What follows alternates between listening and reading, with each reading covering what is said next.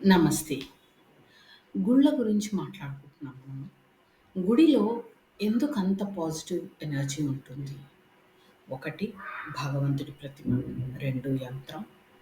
అది కాకుండా వచ్చే భక్తులు. కొత్త గుడైనా, పాత గుడైనా మనుషులు వస్తూ ఉంటే మనలో మనం ప్యూర్ థాట్స్‌తో వెళ్తాం. ప్రతి ఒక్కళ్ళు భగవంతుడి దర్శనానికి వెళ్ళినప్పుడు, ఏ ఆలయానికి వెళ్ళినా కూడా ప్యూర్ థాట్స్‌తో వెళ్తాం. వెళ్ళినప్పుడు మనం కూడా మన ఎనర్జీని అక్కడ కాంట్రిబ్యూట్ చేస్తాం.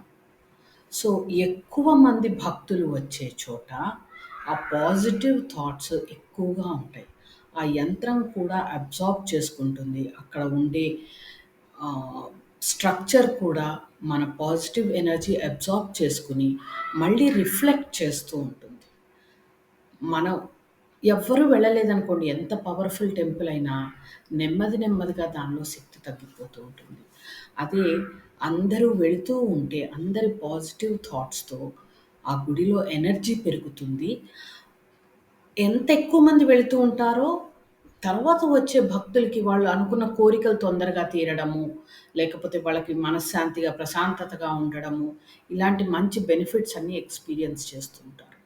సో, దీనికి రీజన్ ఏంటి అంటే, ఆ డివోటీస్ ఎంత ఎక్కువ మంది వస్తే ఆఫ్‌కోర్స్ మనలో ఉండే నెగెటివ్ క్వాలిటీస్ కూడా ఉంటాయి. నెగెటివ్ థాట్స్ కూడా ఉంటాయి. కానీ ప్రిడామినెంట్‌లీ మనము ఎక్కువగా పాజిటివ్ థాట్సే మనం ఎక్స్‌ప్రెస్ చేస్తాం. భగవంతుడు మనం నమ్మిన దేవుడి రూపము అని కొలిచినప్పుడు మనలో పాజిటివ్ ఎనర్జీయే ఉంటుంది. ఇది అందరితో షేర్ అవుతుంది. అందరూ బెనిఫిట్ అవుతారు. అందుకని గుడి పవర్‌ఫుల్‌గా ఉండడానికి అక్కడ ఉండే ఎనర్జీ గ్రిడ్, భగవంతుడి ఐడల్, కాన్సక్రేషన్ చేసిన యంత్రము, వీటన్నిటితో పాటు రెగ్యులర్‌గా వచ్చే భక్తులు కూడా కాంట్రిబ్యూట్ చేస్తూ ఉంటారు. అందుకని మంచి గుడికి వెళ్ళండి. గుడికి వెళ్ళడం మన కోసము, ప్లస్ మన వల్ల ఇతరులకి కూడా హెల్ప్ అవుతుందన్నది గుర్తుంచుకోండి. Thank you.